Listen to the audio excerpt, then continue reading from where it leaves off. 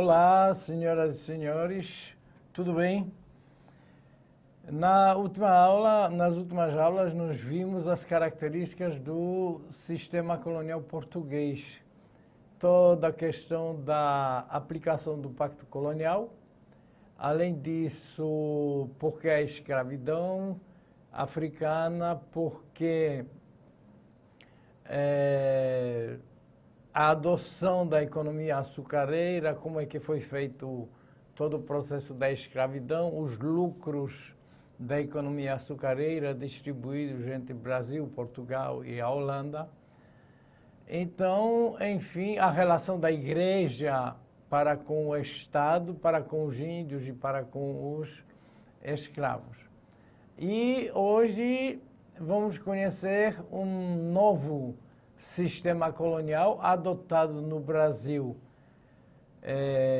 neste caso pela Espanha, que vai ser o assunto da aula, a União Ibérica no período de 1580 e 1640. Nós vamos verificar a formação da União Ibérica, a Espanha e a Inglaterra, qual a relação dentro do contexto da União Ibérica, o problema que vai acontecer dinástico em Portugal, que vai também interferir justamente na formação da União Ibérica, e, obviamente, próprio processo da decadência da União Ibérica. Assim, vamos às características da União Ibérica. Vejamos. A primeira característica que nos interessa é como era o Império Espanhol, ou Habsburgo, antes da União Ibérica, nas vésperas da União Ibérica. Bem que se os senhores observarem, nós temos o nome Habsburg. Habsburg não é uma linguagem espanhola.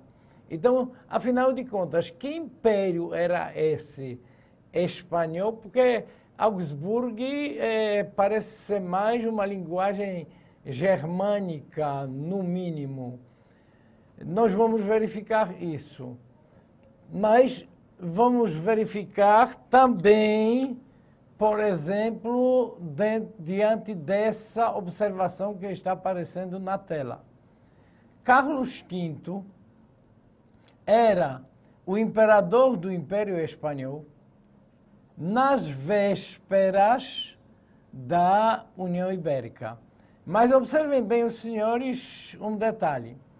Carlos V já possuía descendências suíça, austríaca, da Alsácia, Países Baixos e da própria Espanha.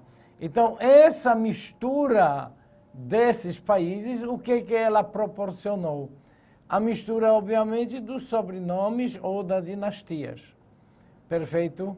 Com certeza, seus antepassados tinham tido relações entre outras dinastias na Europa, mas isso na época, de qualquer jeito, era o costume básico, porque era questão de terra, questão de dotes.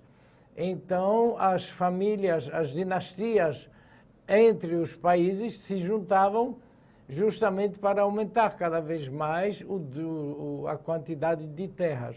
Daí essa mistura, então, de, vamos dizer assim, sobrenomes entre as dinastias ou reis ou rainhas naquela época na Europa. Observem bem pelo slide. Desculpa. Nas vésperas da União Ibérica, o Império Espanhol já possuía nas suas mãos 70% do território europeu, justamente por causa da junção das terras desses países citados aqui como destaque.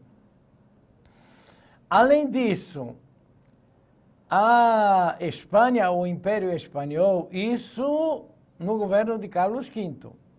Além disso, a maior riqueza, por exemplo, da América, como colônia espanhola, era o ouro. Então, o ouro era a principal riqueza do Império Espanhol.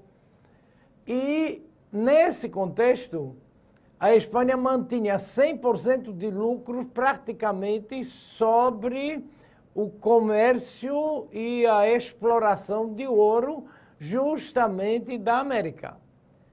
Tanto é que a Espanha, podemos ver, era a dona de 80% do continente americano. Isso era Império Espanhol nas vésperas da União Ibérica. O que aconteceu? O Carlos V morre. Quem é que assume o poder? Um dos seus filhos, o Filipe II. Qual a política de Filipe II? A política de Filipe II continuou sendo de expansão territorial ou, obviamente, econômica, a princípio na Europa, obviamente. Então, vejamos, Filipe II adota anexa ao Império Espanhol Flandres, vamos ver nos slides, ou posteriormente chamada a Holanda. O que isso representava para o Império Espanhol?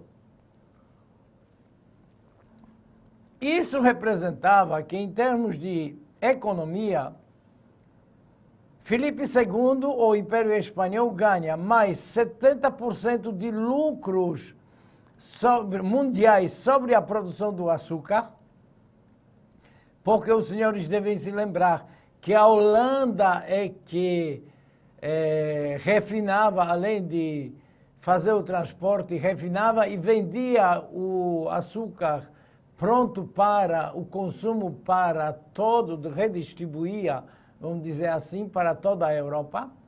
Além disso, Flandres representava 100% de lucros mundiais na produção de material náutico. Olha para mim, o que isso quer dizer? Que todo material náutico que era utilizado, inclusive na expansão marítimo-comercial europeia, pelos Estados modernos, que nós já conhecemos e citamos, todos os navios, instrumentos de navegação e assim por diante, quem produzia era a Holanda. Então, todo mundo que precisasse fazer uma expansão marítimo-comercial tinha que adquirir os produtos, obviamente, da Holanda, ou seja, de Flandres. Além disso, vejamos mais.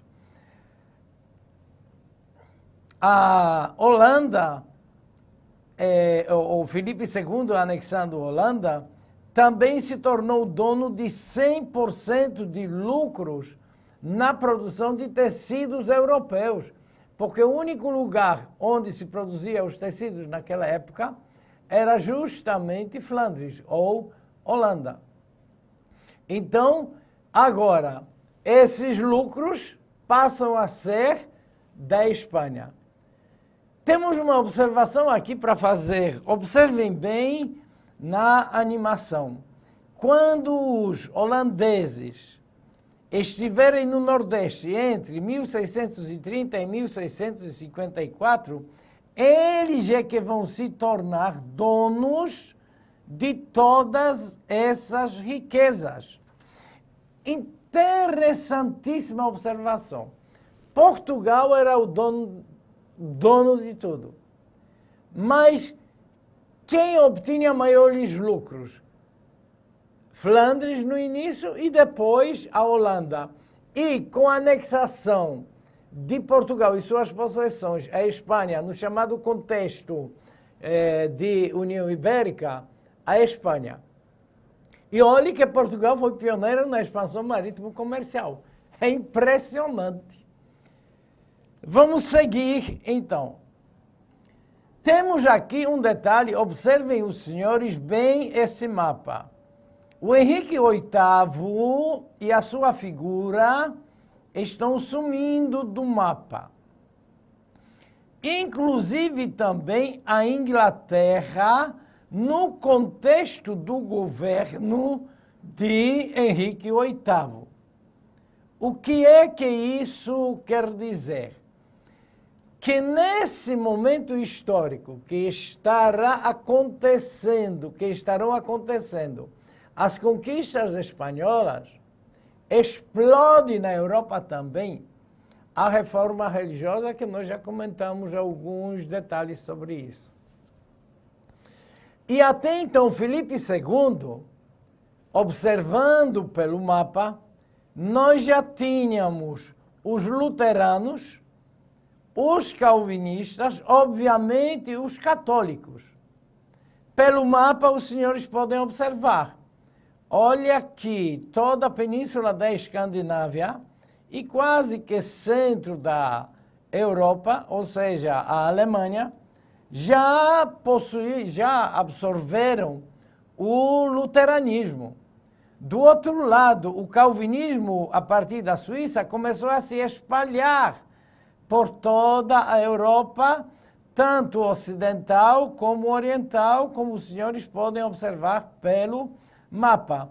Também no conjunto britânico, Knorr já estava divulgando o próprio calvinismo de João Calvino. Por que isso é tão importante nesse contexto da União Ibérica? Observem bem, senhores. Filipe II, o Henrique VIII era um rei católico. A Inglaterra era católica até então. Filipe II é o dono de grandes riquezas que possuíam um altíssimo preço na Europa, que a gente viu anteriormente. Mas, do outro lado, está a Inglaterra de Henrique VIII. Qual o golpe que Filipe II, o rei da Espanha, prepara? Mas temos um detalhe, observem bem, senhores, esse detalhe daqui. A Inglaterra já era absolutista, era Estado moderno. Quem era o dono de todos os produtos na Europa? O dono dos produtos, das riquezas, material náutico e assim por diante. A Espanha. Mas quem tinha o monopólio do comércio sobre esses produtos na Europa? A Inglaterra. Então, imagine se Filipe II se tornasse também, além de ser o dono dos produtos, o dono do monopólio do comércio desses produtos na Europa e, consequentemente, no mundo. Então, Filipe II prepara um plano. Que plano? Plano de casamento para ver se Henrique VIII entrava nessa.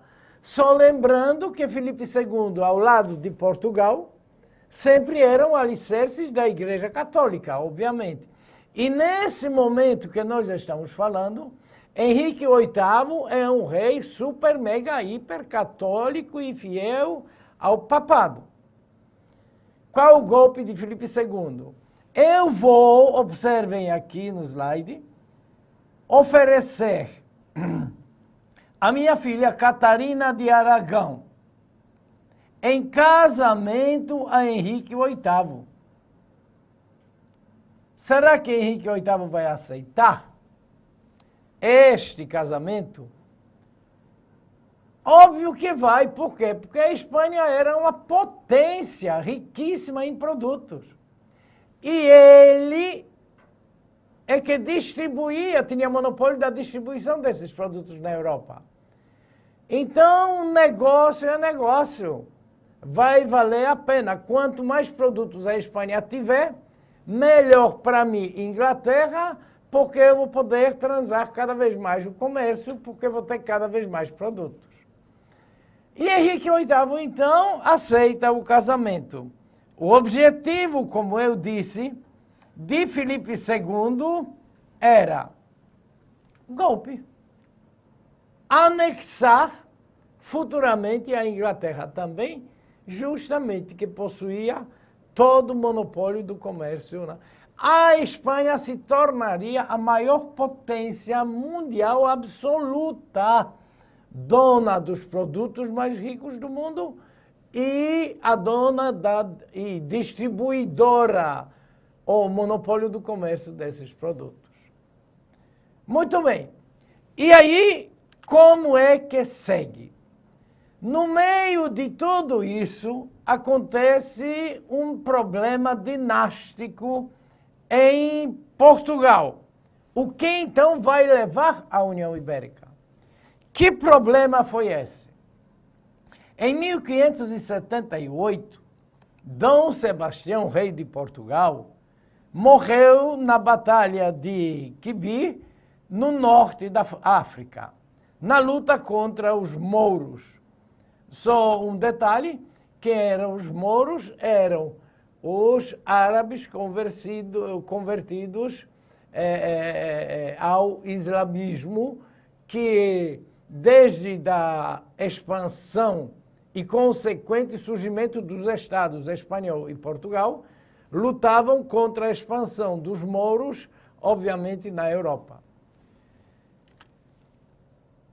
Portugal ficou assim sem rei. Por quê? Dom Sebastião era muito novo e ainda não tinha filhos. Portanto, não tinha herdeiros diretos para o trono da coroa portuguesa.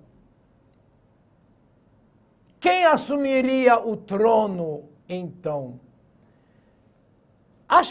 Encontraram um cardeal de ligação de sangue com a família de Bragança, com Dom Sebastião, um tio-avô de Dom Sebastião, cardeal Dom Henrique. Mas o estado dele já estava bastante avançado em termos de idade, então logo em seguida ele morre. O que Filipe II percebe? Filipe II, rei da Espanha, percebe que existem laços, ou melhor, que nas suas veias corre sangue português também. E assim surge um episódio chamado de Juramento de Tomar, em 1580, feito por Filipe II. Por quê? Filipe II, rei da Espanha, foi escolhido então como um novo rei de Portugal. Por quê? Porque era o único que possuía sangue real de Portugal. Observem bem nessa última observação. Filipe II era filho da infanta Dona Isabel de Portugal, e também da Espanha, e também neto do rei português Dom Manuel. Por isso tinha o direito ao trono. Bem distante, mas era sangue real que corria nas suas veias. Assim surgia, então, a União Ibérica. Ibérica por quê? Desculpe, existe uma península na Europa composta por dois países básicos, Portugal e a Espanha, que formam, então, a península chamada de Península Ibérica. Resultado, quando nasce Península Ibérica, ou quando nasce a União Ibérica, o que vai acontecer? A Espanha e Portugal se tornam um só. Por isso, União Ibérica. Vamos ver, daí em diante, como é que fica a realidade da Espanha. Observem bem pelo slide que estamos apresentando. A União Ibérica anexa então Portugal e já tinha todas aqueles territórios europeus e americanos. Anexa então Portugal. Com isso ganha 25% de lucros mundiais da produção da cana-de-açúcar. Além disso, anexa o Brasil. Qual era a situação do Brasil, economicamente falando, além do território? Observem só, 5%, mais 5% dos lucros do açúcar, que agora Portugal assume 100% dos lucros da produção do açúcar do mundo. Porque já tinha 70 da Holanda quando anexou, mais 5 de Portugal e mais 25 de Portugal e agora mais 5 do Brasil. Além disso, Maranhão era o único produtor de algodão. A Espanha tinha anexo a Flandres. Flandres era o único produtor de tecidos.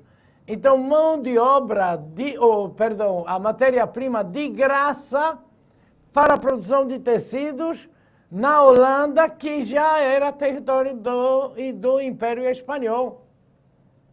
Então, mais 100% de lucros mundiais sobre a produção de algodão. Finalmente, no Rio Grande do Norte, desde o início dos impérios dos governos gerais, Brasil produzia sal. Na Europa não se produzia sal. Sal era uma especiaria oriental. Agora, a Espanha assume mais 100% de lucros sobre a produção de sal mundial. Além disso, obviamente, 100% de lucro sobre a produção de pau-brasil. Por quê? Porque pau-brasil agora já tinha uma importância econômica extraordinária por causa da produção de celulose e não apenas utilizando a casca da madeira para atingir os tecidos.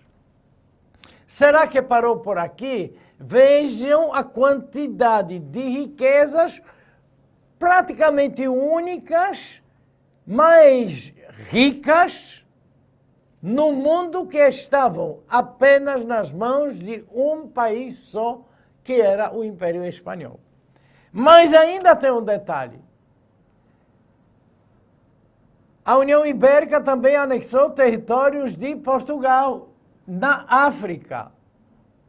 Qual era a principal atividade econômica de Portugal com a África?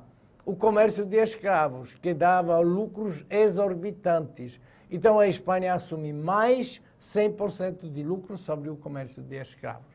É impressionante a potencialidade da Espanha. E novamente podemos observar que quando os holandeses estiverem no Brasil entre 1630 e 1654, eles é que vão se tornar os donos de tudo isso. É impressionante a situação de Portugal, que no final de contas, desde o início, era dono de tudo isso. Mas era um dono pobre. Por quê? Porque as riquezas, os senhores estão observando? Porque as riquezas estavam distribuídas entre os outros. E ainda agora, no processo da União Ibérica, formada a União Ibérica, o que foi que mudou dentro do sistema espanhol colonial no Brasil? Primeiro, Filipe II manteve a língua portuguesa como a língua oficial em todo o território da União Ibérica. Burrice, cá para nós. Segundo, continuava a poder cunhar e usar moeda própria. Então, já podemos perceber que estava dando uma grande autonomia ao próprio Portugal, mesmo que ele, Filipe, da Espanha, era o rei. Terceiro, manteve nos altos cargos da justiça, da igreja, da administração pública e do império ultramarino, quer dizer, nos territórios além da Península Ibérica, os funcionários portugueses. Ora, quem anexa, quem domina, quem tem, para se garantir no poder, tem que impor a sua política. É feita aquela conversa que Ernesto Che Guevara, por exemplo, durante a Revolução Cubana disse, se a Revolução Cubana é para dar certo, então só tem um caminho, eliminar os inimigos. Exatamente isso.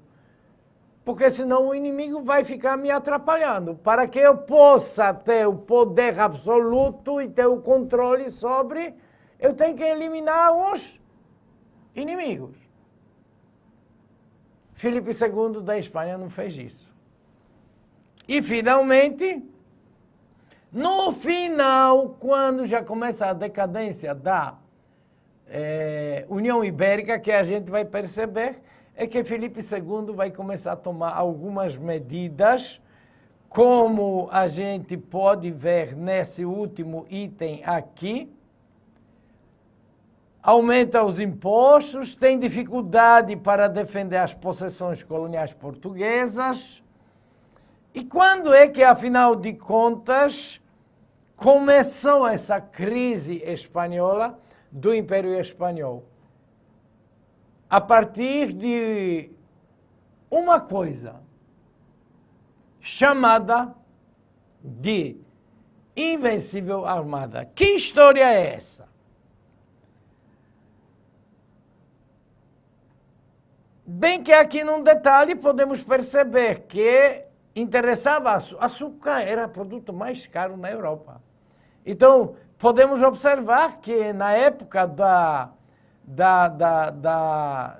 União Ibérica, ampliou-se. Olha aqui, Pernambuco era o espetáculo, a apoteose da produção do açúcar. Mas ainda aqui na Bahia aumentou os engenhos, aumentou também no Rio de Janeiro, aumentou também na região dos Santos. Por quê? Porque era um produto que dava enorme quantidade de dinheiro. Resultado. Observem bem nesse mapa. Todos esses territórios com essa legenda, inclusive esta grande parte da Europa, pertenciam a um país só, a Espanha, dentro do contexto da União Ibérica. E observe bem que o Tratado de Tordesilhas, então, oficialmente não se anulou. Mas, na prática, ele parou de existir, porque tudo isso era uma terra só. Perfeito? Qual o problema? Henrique VIII, quando percebe todo esse contexto, todo esse território dominado pelos espanhóis, riquezas, ele saca, ele acorda, ele diz, espera aí, esse miserável Filipe II, ele deu um golpe em mim, ofereceu a filha dele em casamento para mim, para depois anexar a mim também. E eu vou perder o poder do monopólio do comércio. Então, qual a atitude de Henrique VIII? Escreve uma carta ao papado, à igreja, solicitando a anulação do casamento. Por quê? Porque justifica que foi um golpe. Só que vejam bem a situação do Papa. Já estava rolando a reforma religiosa na Europa. A igreja já estava perdendo bens, terras por causa de Lutero e Calvino. Consequentemente, riquezas, terras. E agora, vem o episódio de Henrique VIII. Como resolver isso? Do outro lado, Filipe II chega ao Papa e diz o seguinte: Papinha, você não vai anular esse casamento, não. Por quê? Se você anular esse casamento, quem vai sair da igreja sou eu. O que esse eu significava? O fim da igreja. Porque quem era sustentáculo da igreja? Portugal e a Espanha. E estamos falando agora não só a União Ibérica.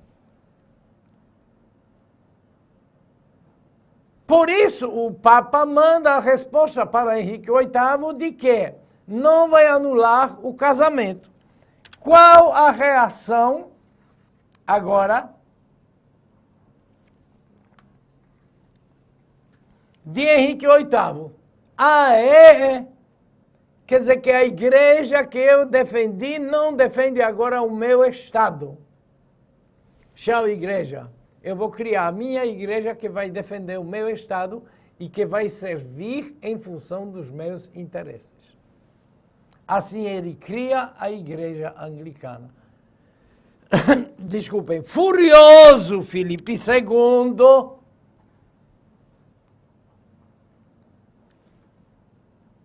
pega todas as riquezas do mundo que estavam nas suas mãos e investe na maior marinha de guerra do mundo. Para quê? Ele não tinha outra saída. Para conquistar a Inglaterra e assumir o monopólio do comércio das especiarias. Ou do comércio dos produtos do Império Espanhol. Só que, sim, e Henrique VIII faz o quê? Com a filha de Filipe II, manda de volta, empacota, manda de volta para a Espanha. Então imagine a ira de Filipe II. Não deu certo o golpe que ele preparou. Resultado, preparada a invencível armada, a maior frota de guerra do mundo até então. E vejam, preste bem atenção no percurso que ele faz. Depois eu tiro uma conclusão. Vamos acompanhar. Ele sai com a sua invencível armada e contorna, como os senhores podem observar, todas as ilhas britânicas. Qual foi a estratégia errada de Filipe II? A Inglaterra era uma ilha. Ilhas britânicas são ilhas. Se você quer dominar uma ilha, você tem que atacar de todos os lados. Aí o que foi que aconteceu? Filipe II veio com a sua tropa, a invencível armada, mas não atacava. Obviamente que os ingleses tinham se preparado para uma eventual defesa em todo o litoral. O que é que então ele faz? Na medida que os ingleses percebem que a invencível armada apenas faz o contorno e provavelmente se preparava para uma batalha decisiva, a Inglaterra desloca todas as suas forças militares marítimas para a batalha decisiva. Quando então acontece um choque, obviamente ajudado por circunstâncias naturais, onde os senhores podem perceber, justamente através dessa pintura, por causa do maremoto. Então, por causa da estratégia errada tomada por Filipe II e por causa das circunstâncias naturais, a invencível armada é completamente destruída. O restinho apenas, no slide anterior nós vimos, o restinho apenas derrubado volta para a Espanha Mas, obviamente, o que isso vai nos trazer? Isso vai nos trazer o fim da grande potência espanhola. Ela quebra, ela fale. Quem se aproveita disso, desse momento da fragilidade da Espanha? A Holanda. O que a Holanda faz? Proclama a independência, precisa de sua recuperação econômica. A base da sua recuperação econômica era sempre a economia do açúcar, tecidos e sal. Onde é que estava a raiz, a razão dessas riquezas? No Brasil. Qual vai ser a saída, então, da Holanda? Invadir o Brasil. Enquanto pertencia à Espanha. É impressionante. Deu certo? No próximo encontro nós vamos ver. Tchau, gente, e até o próximo.